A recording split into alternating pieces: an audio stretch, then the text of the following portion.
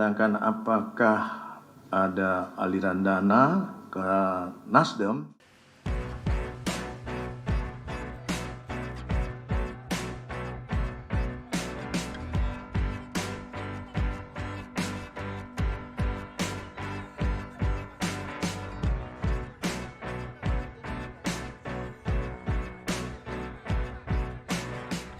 Sedangkan apakah ada aliran dana ke Nasdem, itu nanti masih didalami lagi, ya.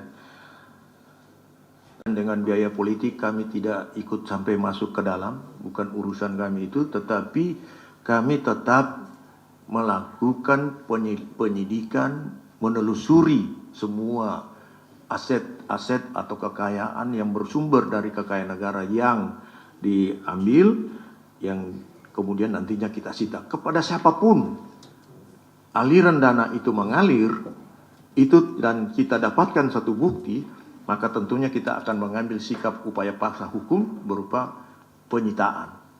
Jadi tidak ada pengecualian kepada siapapun ya, sepanjang memang kita memiliki bukti bahwa memang ada aliran dana hasil korupsi mengalir ke situ.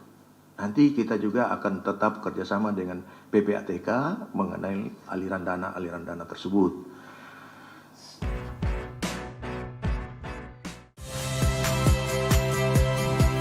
Saya, Cynthia Rompas. Saksikan program-program Kompas TV melalui siaran digital, pay TV, dan media streaming lainnya. Kompas TV, independen, terpercaya.